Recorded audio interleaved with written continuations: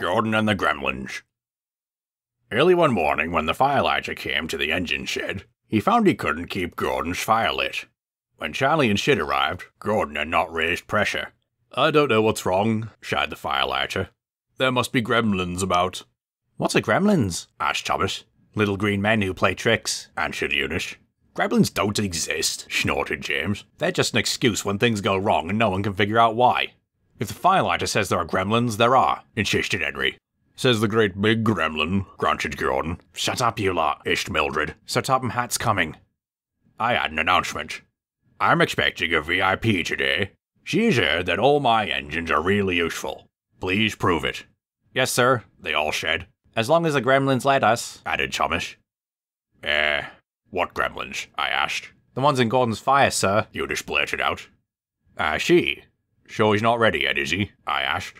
"Well, in that case, James, you shall take the express today, and Gyordon, you shall pull the special for my VIP.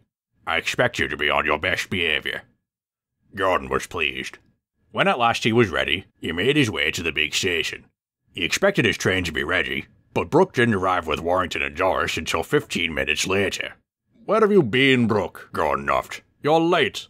"The shunter says there are gremlins in the switches out of the yard," said Brooke.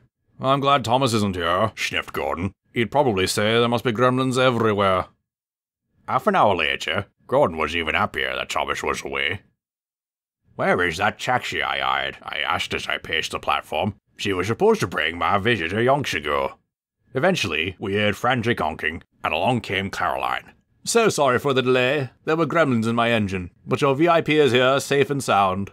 I greeted my visitor warmly. "Who is she?" whispered Doris. "Oh, I don't know," replied Caroline. "But Sir Topham certainly seems keen to please her. My limousine garage master says he's arranged a special party for her." "She's got a puppy," observed Warrington, spying a small Dachshund on her lead. Caroline coughed out of the car park. Gyordon snorted. "Caroline is just a lazy little taxi. How can we be expected to arrive on time if the road services hold us up?" At first, Gyordon and his crew tried to make up for lost time, but the hard work made Gyordon thirsty. He was due to stop at the workstation halfway along the main line, just like he did on the express. When we arrived there, Gyordon, Charlie and Shit were puzzled to find a fire engine parked nearby. The station master walked up. "We've got gremlins in the water crane, so Dennis here is going to top you up with water." Some firefighters put a hose pipe into Gordon's tank, and Dennis pumped water into it from a city hydrant. Gyordon kept quiet, regretting what he said earlier about road services. Our next stop was supposed to be the station at the end of the line before the terminus on the other railway. But before we reached the penultimate station, the distant and home signals told Gyordon to stop there. The special train pulled into the station. There were police officers standing on the platform. One of them walked up to Gyordon's cab. "There have been reports of hoodlums dropping stones from the bridge beyond the station." I decided Gyordon might as well get to the turntable and we'd go back the way we came. My VIP decided to take her puppy out for a quick walk so he could stretch his little legs.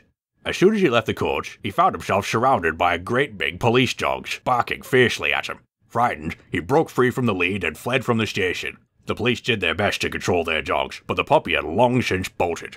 He ran into a nearby field where a bull was grazing. The bull frightened the puppy even more. He doubled back, ran onto the platform, and scooted up the steps to the footbridge. Gyordon had turned around and backed onto his special. The puppy zipped across the bridge, and didn't stop until he jumped straight into Gyordon's cab. The police dogs were still behaving aggressively, so the VIP said her puppy might as well take a footplate ride back to the workstation. The puppy had his head out of Gyordon's window with his tongue flapping alongside his head. He had a wonderful ride all the way to the workstation. "What's the pup's name?" asked Charlie when we arrived. "Well," said the VIP, "after today's events, I think I'll name him Gremlin."